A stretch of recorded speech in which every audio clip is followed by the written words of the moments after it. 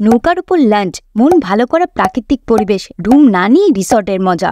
হ্যাঁ, ঠিকই শুনেছেন। আজ আমি আপনাদের বর্ধমানের খুব কাছে এমনই একটা জায়গার খোঁজ দেব।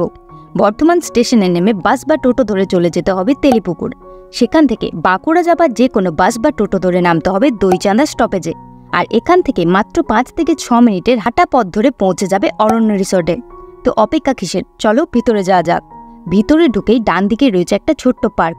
এনাদের বক্তব্য, এখানে আগামী দিনে আরও নতুন নতুন অনেক চমক দেখতে পাওয়া যাবে। তবে এই জায়গার মূল আকর্ষণ কিন্তু এই নৌকা। কেন, সেটা তো ভিডিওটা শেষ পর্যন্ত দেখলেই বুঝে যাবে। গ্রীষ্ম, বর্ষা বা শীত যে কোনো সময় একটু নিরিবিলিতে ছুটি কাটাবার জন্য এই জায়গাটা কিন্তু বেস্ট। এখানে রয়েছে রেস্টুরেন্ট, ইনডোর আউটডোর দু ধরনেরই। আর রেস্টুরেন্টের সাথে সাথে তোমরা কিন্তু বাউল গানেরও মজা নিতে পারো।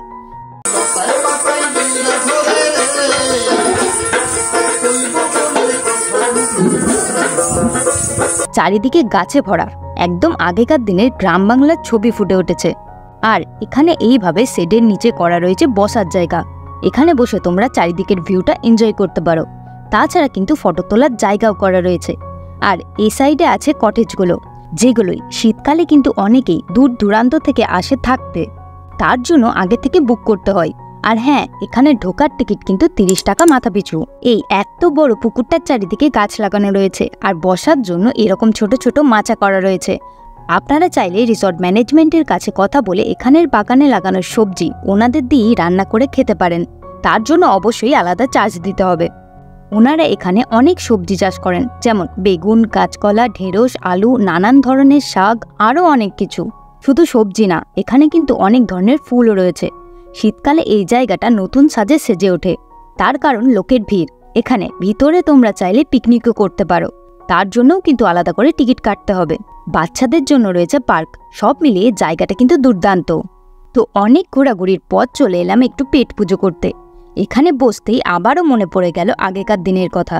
চারিদিকটা কি সুন্দর করে সাজানো। আর সময় নষ্ট না করে অর্ডার দিয়ে দিলাম। বাইরে যা গরম, তাতে খাবার ইচ্ছা যাচ্ছিল না কিছুই। কিন্তু এত দূর থেকে এসে না খেয়ে চলে যাব, সেটা কি হয়? তাই অর্ডার দিয়েছিলাম মিক্স চাউমিন। আর 15 মিনিট ওয়েট করতেই টেবিলে এসে হাজির। চাউমিনটা ঠিকঠাকই ছিল। আর হ্যাঁ, এখানকার আসল আকর্ষণ কেন এই নৌকা জানেন? কারণ আপনি 300 টাকার বিনিময়ে এই নৌকায় বসে ফ্যামিলি বা বন্ধুদের নিয়ে লাঞ্চও করতে পারেন। এই এত বড় জায়গা জুড়ে একটা দারুণ অভিজ্ঞতার মজা নিতে পারেন, তাও আবার এত কম টাকায়। উইকেন্ড ডেস্টিনেশন হিসেবে জায়গাটা কিন্তু মন্দ নয়। বর্ধমানের এত কাছে এত ভালো একটা জায়গা। তো কবে আসছেন আপনারা?